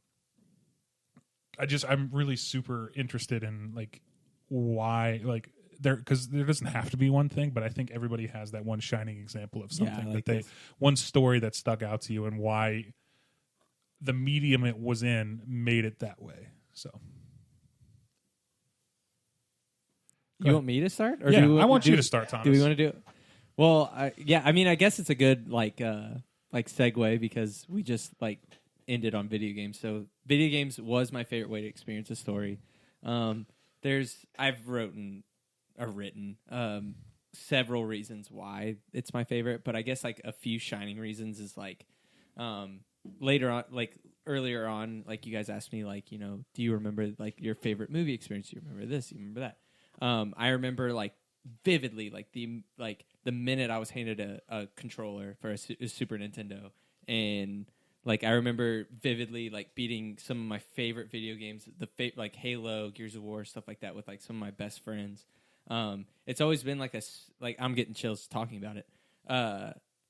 Experience those stories with friends, playing these things together. When they introduce internet stuff, you could play co-op, you could play the story together. You can invite your friend to play this campaign with you, and experience that together and see these things happen to these characters that you are obsessed with. It's just it's insane. And Pokemon isn't the number one merchandising company in the world for no reason.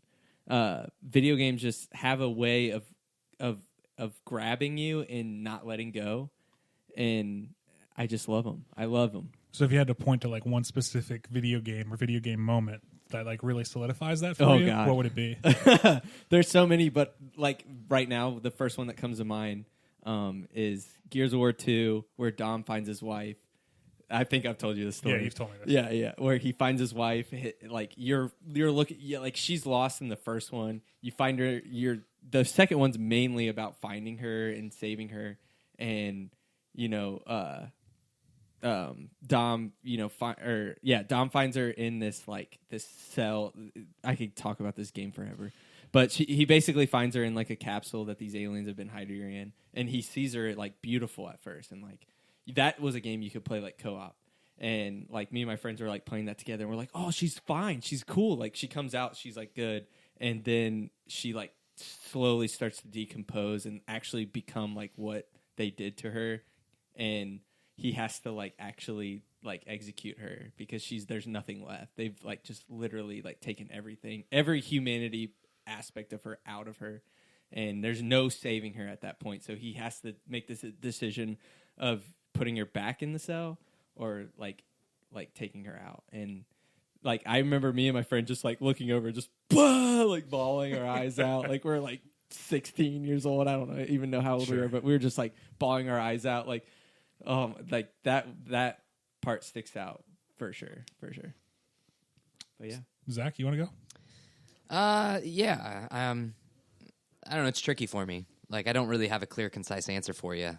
If I had to say something, I mean, I think, we started off on my number. We started off on number one for me, which is probably like visual medium. Sure. So film and television, which, like I said when we were talking about video games and books and stuff, like I tend to lump those things into one ball because it's a moving picture with audio and visual.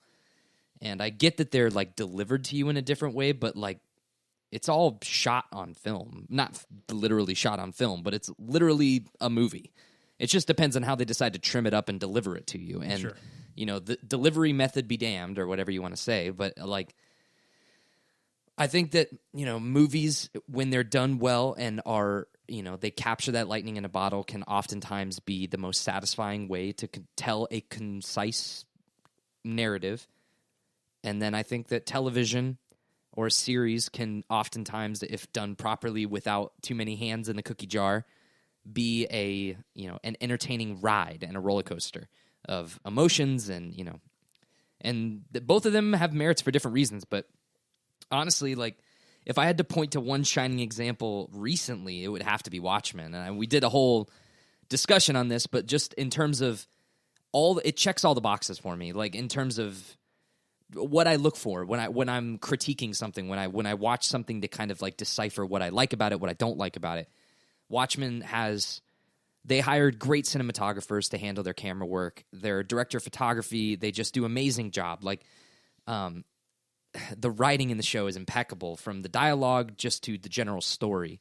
The music, excellently done and handled. The soundtrack is poignant and purposeful. None of it feels cheesy or overdone, and it handles a property that's beloved by a lot of people with delicate hands. And it accomplished something, which not a lot of, even though I love, like, I don't know, Fast and Furious, right? It's like Fast and Furious 6 or whatever. They do that thing with the runway at the end, and then they jump out of the cars and whatever. Like, you could say that that's a really cool movie moment, but is it really an accomplishment? I think Watchmen is something that you could say is like a great piece of art, and that's an accomplishment for me. Sure. So that's my shining example, but that's just a recency thing. Yeah, too. sure. Dill, what do you got? For me, it's oral storytelling. Oh, nice. Just because even if it's you have a couple buddies over for some beers and talking about the stupid shit you did in high school, it's just the way the stories are told, or if someone's there that hasn't experienced it, being able to tell that story. And I don't know, there's something about being able to tell a story. And I guess now that we're doing something a little more personal, you guys will see that I crave like human interaction more than anything. That's just, I mean, I used to look at it as a fault, but it's one of those things that like I've kind of accepted of myself. Like, I need human interaction, and it's one of my favorite things. Just being able to tell stories, even if the story has no clear ending, or it makes no sense, or it's a stupid joke.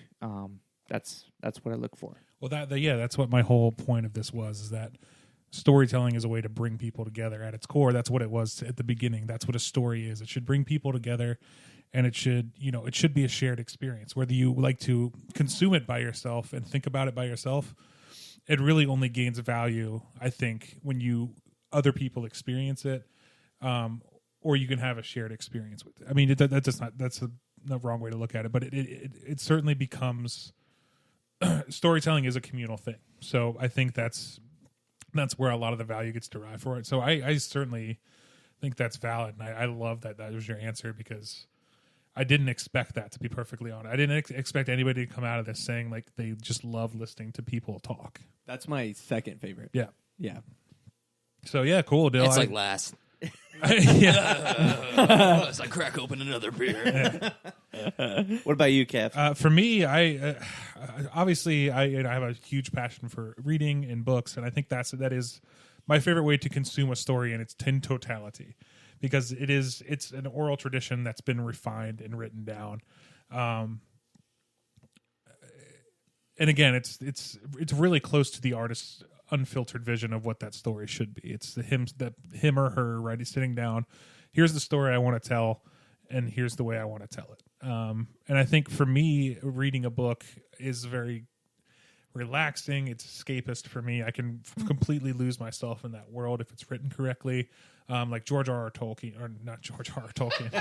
George R. R. Martin is a master of prose. Like the way he writes. I love Tolkien as well, but the way he writes is hard to read. Like I don't like reading Tolkien books as much as I like watching the movies. I actually prefer the movies. I think the extended cuts. I still haven't seen the extended cuts, but I imagine I would like them much better than reading the books, because the books are hard to read. Like he writes them in a sing-songy way, and he wanted them to. It's interesting, actually, now that I think about it, because in reading articles about the way he wrote those, he realized like England didn't have like an oral tradition of history. So that's kind of what he wanted the Lord of the Rings series to be, was like this. He wanted it to be sing-songy, and he wanted it to be read aloud. And so it's hard to sit down and read that, because it's written as for somebody to read aloud and to read around a campfire, because he wanted an oral history of England, and there really wasn't one. So, it's interesting that I kind of got on that tangent, because they relate to each other in a way.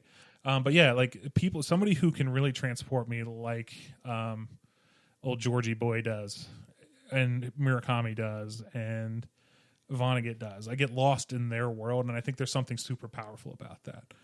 The Dune book is another really cool one, where it's like, this isn't a cool place to be. It's a fucking desert planet, and they have to piss in their suits, and it's like, this sucks. But I enjoy that book so much, because it's like Game of Thrones in space. There's a lot of like family drama and political drama, and yeah, for me, it's an intensely personal way to take in a story, because it's my interpretation of it. There's nobody there to like lead my visualization of characters. I like picturing what a character looks like and sounds like in my own head. So yeah, I don't really necessarily like even talking to people about the books that I read, which is very contrary to what I just said. But that being said, I love recommending books to people, and I'd like to know whether they liked them or not. So, that's what I have for that. And I think I know it's not for everybody, because it is kind of an old-fashioned way, and it takes a lot of time to do it as well. So, I also like that we all had 4 completely different answers. Yeah, I do too. I loved it. When we started the show out, I knew like each of us would have a different answer. Well, it's because I kind of knew what Zach and Tommy, I kind of knew what years were going to be. Yeah. I didn't really know what years was going to be. I thought you were going to say TV. I really did, because I know you love your TV shows. I love your answer. Likes the stories. Yeah, I love your No, answer. I think that's totally valid, and I think it's awesome. Like I said, I think that's awesome that that's your answer, because I agree. I think oral storytelling, and I love... That's where it started. It's where it started, man. Yeah. That's the primal way of telling a story, and I think it's really cool. So... and again, it takes an awful lot of talent to keep somebody engrossed while you talk and have no visual aid. So, so I mean that's good. That's a good lead into like what in a story do you look for primarily? Is it that catharsis that makes you feel something, or is it a surprise twist that you didn't see coming? Is it really great character development? So like when these things do eventually happen to these characters, that you give a fuck about why it's happening to them. Is it the way it's paced? Is it the point of view that it's told from? What is it that you really enjoy about the storytelling? It doesn't have to be about your favorite medium, but just what's the thing you want to get most out of a story?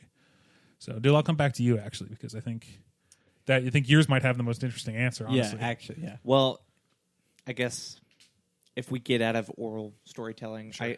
I really enjoy seeing where characters end up. Parks and Rec is probably the best example of a sitcom that goes through, people have changes in life, and it's not the same characters that were goofy and funny in season 1. At the end, they're all very different. They're not working at the same place. So I guess in that way, if I'm going to believe this story, because it's all make-believe. Everything we watch is make-believe. If it's going to be make-believe, I kind of want to feel like it could be realistic. And in that way, I kind of want it to feel, even if everything is crazy, or that was the great thing about the last Star Wars movie that we saw. It felt real. The human elements felt real, and that's what I liked about Game of Thrones. That it all felt emotionally real. So, yeah, there you go. I'm a sappy motherfucker. So yeah, you like that. You like that catharsis. You like that. I like out, the human element. Something. Yeah, just feeling. Yeah. I love the Dylan I'm getting to know in this episode. Yeah, it's weird. I normally pull up a blanket. Let's get some hot chocolate. we're all gonna cuddle after this. Cuddle puddle. Parks and Rec. The first time I watched it all the way through, this is a short tangent, I promise. No. First time I watched it all the way through, it was like, I like the way that ended. That was all right. Seasons 4, 5, 6, 7, I cried at least once a season, sometimes more. Just the things that people were willing to do for each other and the nice things. And I'm watching Brooklyn Nine-Nine right now as we speak, and the nice things that people do for each other, and that's a redeeming quality in a show, because a lot of it's poking fun, but I like when people are like at the heart of it. No matter how much you joke around, they're there for each other. Yeah, Scrubs was really good at that too. Oh, Scrubs. Yes, Scrubs, shit. great example. Good pull. So that's all I got. We'll just go around the horn here. Go ahead, Thomas. I like character development. I like when a character has been just wrung through the shit, dragged through the mud, just like all the stops you think that character is just gonna quit, and he just keeps going, or she keeps going, and eventually makes it out to the other end and becomes like a better version of themselves. I think that's like my favorite part of storytelling. You get that in oral, you get that in books, you get that in video games, movies, TV shows. You get attached to a person that doesn't exist, or maybe exists in an oral story or something like that. But most of the time in storytelling, that person might not like exist, but you get attached to them, and you see their journey, and you wonder what they're gonna do with that information, or with that experience.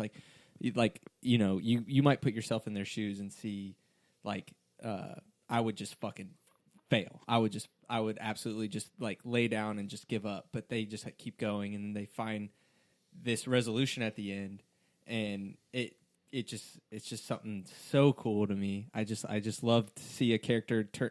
One of my favorite, like for example, one of my favorites is like in the God of War game. You have Kratos, this like hard, ragged, like he's like been this like person that killed his fucking family and all this shit, and he's got the son, and he like goes through this whole thing with him, and he like you see him like try to touch him at certain points, but he doesn't, and like he just eventually kind of becomes like a little soft at the end. And yeah, I just love that shit. But I also made a note too that nothing gets me more excited than a crazy twist that I did not see coming. Yeah, it gives me that it gives me an adrenaline rush that I like have I wasn't anticipating. I can't explain. It's like a dopamine thing that like once you get that twist at the end of like an M. Night Shyamalan movie or something like that, you're like, what the fuck? I didn't see that. I don't know, but like, no, I get it. He's known for his twists. Yeah. I love twists. I love twists. But that's all I got. Cool. To me, it's the critical aspect. Sure. Like I mentioned before, the reason why I enjoy entertainment is because of shit like this. Like that's the reason I wanted to get into to entertainment in the beginning. Was I didn't really ever want to direct film. I never really wanted to. I mean, I had an interest in writing film, but really the main thing for me is film criticism and film study. Like, to me, discussing entertainment and art and culture is more entertaining to me than actually watching it. I agree in a large part. And so, for me, when I'm reading a good or enjoying a good story, however that may pass into my ear or eye holes, I think the most entertainment I get from it and the most enjoyment I get is picking it apart, looking for the things I like and don't like. What's good about this? Why does this work? Why doesn't this work? And when we get to topics like mine in the coming weeks, you may expect a little bit of, I would like to see a little bit of criticism from you guys. So that's my answer. I know it's kind of abstract, but for me, I think it's perfectly valid, though. I think that's an enjoyable part of experiencing anything. I mean, that's the communal aspect of it, is getting together with your friends and picking something apart. I mean, to me, there's nothing more fun than just when everybody comes together and hates something for the same reasons. Like, this fucking sucked. That is really nice. Like misery loves company. That is a true statement in everything, I think. So for me, it's just the telltale signs of a good story for me is if it makes me feel something. You can do all the things right. You can have great pacing. You can have great character development. You can have a cool twist. You can do all that shit. But if it doesn't make me feel something at the end, it didn't truly accomplish the purpose of what a story is to me. And that's, again, whether it makes me angry or it makes me sad or happy, as long as it makes me feel, even if it's bad, I think even a bad story can be good, a good story, you know what I mean? Because it is so bad. That's why I like bad films so much. It's like, that's why The Room to me is good, because it makes me feel like the smartest person on the face of the planet. And it's so bad that it makes me feel good. You know what I mean? That story, that's a objectively horrible movie, but it makes me feel something. You know what I mean? So that to me is a good movie. So yeah, that to me is the most important part of any story. If I come out of it and I feel some sort of way about it. So that's really what I look for when I'm experiencing anything. And it can come from anything. Like, a game can have a terrible story, but if I really like the gameplay and it feels good, like, I'm going to come out of it and I'm like, fuck yeah, I like playing this. This feels awesome. Like, if I just flatline through it, there's been so many books I've read, so many games that I've played, so many TV shows. Like, there's just things that just kind of don't make my dick twitch, man. And it's just, what is the point of that story to me? So, like I said, there's a lot of things that I don't like that people like, and vice versa. So, one of my biggest mantras when it comes to entertainment, whether it be film or whatever, is oftentimes something bad is better than something boring. No, yeah, 100%. And it's like, did y'all see Dark Phoenix? No. The new X-Men movie. Did you see this motherfucker? No. So it's like, it's not a bad movie. It's just boring. And so, like, watching Dark Phoenix was almost more miserable to me than watching some like bad B movie. Well, yeah, that's why I don't like Breaking Bad. It bored me to tears. And I know it's written really well, and like it just to me, you didn't feel anything. It didn't make me feel anything. Yeah, flaming up. Yeah, look, and I get it. Like, you guys can like it all you want. You can tell me why you like it, but I don't like it, and I'm not going to watch it because I totally the season and a half that I watched bored me to fucking tears, man. Mm-hmm. So, and it's like, I get it. I understand why people think it's good and why it's a triumph and whatever. For me personally, it didn't do anything for me. So I to me, that is a bad story. Yeah, but I understand why it is a good story. Like, does that make sense? Yeah. It's very your personal. Point is so good. Right? Yeah. It's very personal, like, storytelling. And that's why I think this is a good topic, because that's why I think we have all four different answers for things. And I think in all reality, everything we talked about is like stuff that touched us. That, like, moments that these character developments or whatever, they made us feel something. Yeah. Dylan hearing someone tell a story made him feel something. Movies that Zach has watched made him feel something. Like, that's a perfect point. Yeah. So I think your next point is kind of it's kind of moot, Yeah, no, I agree. I think I threw it in there just because I think it's interesting to talk about, but I think we've answered it over. The next bullet point I had was, can we choose a definitive, objective, best way to describe a story? And I think we just answered it, is that everybody has their own way that they like to experience things. And I think just enjoyment of things in general, and being a human is subjective. Like there's a there's a theory of music. There's mathematically good sounds that sound good, but that doesn't mean everybody's going to like it. Right. You know what I mean? You could point to all of these things, like mathematically, this is a great song, but if I don't like it, you can't convince me that it's a great song. You can tell me all the things in the world. Like there's these theories that go into it. Look how complicated this is, or look how beautifully simple this is. Anything that you experience is going to be looked at through a non-objective lens, and I think that's the beauty of I think that's why storytelling has endured, and we're not just robots, because we all enjoy different things, and we enjoy them in different ways. So I think it's one of the things that makes us human. It separates us from the apes.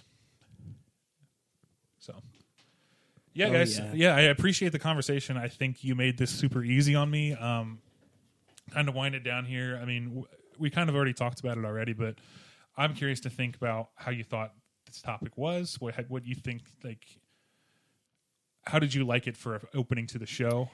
It was a perfect first episode, I think. I love that episode For us so much. For us to be able to talk about things that we completely all disagree on, and I don't think we yelled at each other once. No. And we didn't even mention that you hate chocolate. I don't hate chocolate. This is one thing that will enrage me because I love chocolate. Okay. And Dylan, Push that button. Punch him. Punch him. Now I know you're doing this. Here's the thing: if you don't know me, I get really angry about things that I shouldn't get angry about, and the things that I should get angry about, I don't give a fuck about. So So true. I'm a guy that sweats the small stuff. So Zach, what'd you think? About the show? Yeah. I think it's some interesting discussion. Yeah. So you got any more thoughts? No, I think I'm going to throw it to you, Dill, if you want to do any sort of, because you're next. Yeah. So y'all's next week homework is going to be, what album changed your life? Yes. Shit. Okay. And Cool. Love it. Dude. And I'm so excited for this episode. Love it. Yeah, I don't have much to say about it because I kind of want to keep it close to the chest, but Sure. I also want to build excitement. So I think we should all let each other know before the episode airs what our favorite or what our albums are going to be, so we can all listen to them. Yeah, that's what I was going to say. Kind of get in the frame of mind. But I think that's mine. I think we should, if we're going to do it that way, I think we should say what album it is and give no context as to why. I think you should let everybody come into it with not to lead your conversation too much, but I think that would be a cool way to do it. Does everyone have theirs like right now? No way. Yeah, that's what I mean. Like No popped into mind, but I've don't even know got why. 2 or 3 that pop into mind. Yeah. So I guess we can throw it out on social media if we want to, if we get an idea in the next couple of days. But and if you guys have suggestions, if anybody out there has any reasons as to why they have an album that changed their lives, maybe write into Jesus Christ. You almost said Radio Mania. Write into $beernightshow@gmail.com and give us your questions. And, interact with us on Twitter. I mean, we're not super active on it yet, but if you like the show and you would like what we talked about, or have something to say, or I think it'll be fun. It'll be fun to interact with people. So yeah, so that's my topic for that's the point for of next the show. week. that's right. It's going to be a little bit shorter than this episode. That's because it's such a simple premise to it. But at the same time, I think it'll be fun to talk about it because much like this week, we're all going to have different ideas and we all have very different views on music. And we all grew up with different music. Yeah. It could be longer than this one. It could be. But I think it's the show where anything can happen. I don't think so. Yeah. But that's my topic. That's everyone's homework for the week. So there you go. Yeah, Start cool. digging deep. Yeah, let's go. So, Zach, you got anything to plug this week? Nope. Just follow me at Zachratello on Twitter and all the things if you want. John Parker and I just put up episode 71 of Radiovania. That's at Radiovania on most social media platforms. You can search for it on podcast platforms of your choice. We talked about Jedi Fallen Order, The Rise of Skywalker, the Oscars, a little bit of Joker, a little bit of DC coming up. So it's a return to form for us. If you guys like the more pop culture, entertainment focused stuff, we're going to be doing that show a lot more often now. That was a hell of a no plug. No plug. You have any plugs? No, but let me plug some I don't stuff. have any plugs, but I have plugs. Tommy, what you got? If you'd like to know more about my Japanese culture obsession, my toy obsession, my video game obsession, anything like that, follow me on Average Torso at Instagram. That's where I post dumb shit, weird stories. You can look at my archive of weird pictures of little demon toys and get all your fancies. And you can appreciate his body because he looks good. You do, Tommy, you know what? You post a lot of gym pics. I'm getting fluffy again. Well, whatever. It's winter. Who fucking cares? Who cares? I ate a big old bowl of macaroni and cheese for lunch today. In the words of one of my favorite Kojima characters, laugh and grow fat. Yeah. Exactly. Kev, go ahead with your plugs. Oh, you're gonna make me go. Yeah, you first. go. Okay. I don't have a whole lot to plug. If you want to talk to me, it's at KCarter79 on all social media platforms. Yeah, I mean, I Twitch every now and again to put Tommy to sleep. Oh, I love Tommy. his Tommy Twitches. literally texted me a couple nights ago. He's like, "Hey, dude, will you stream Death Stranding?" I'm like just for you? He's like, "Yeah, man, I need to go to sleep." So. Yeah, it wasn't like that. It wasn't like it was like a boring experience. I just wanted to play the game so bad. I think it's funny. I think it's adorable, and I was happy to lull you to sleep with my video game play. Yes. But yeah, I mean, I Twitch stream every now and again, but it's nothing I do on a regular basis. I'll probably, when I'm going for the plat when I know I'm going to plat Death Stranding, I'll probably stream that. I'll probably do some streaming of Outer Worlds once I really get into the meat of that.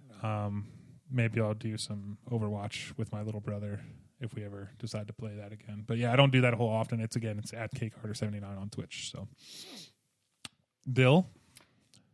I am not very active on social media right now, so I won't plug anything. Because I will not be an exciting follow. Why don't you plug the show? But Dollar Beer Pod on Twitter. Yep. Dollar Beer Night on Insta. And if you want to follow the OG Queen City Pod, that's Queen City Pod on Instagram and Queen City Pod on Twitter. We will be continuing as programmed on Queen City Pod with a new guest host. So stay tuned. Dope. Anyway, love you guys. Yeah. Thanks, guys. Thanks for making this awesome for me, and I can't wait for the future. Love you, Papa. Yep. Thanks, guys.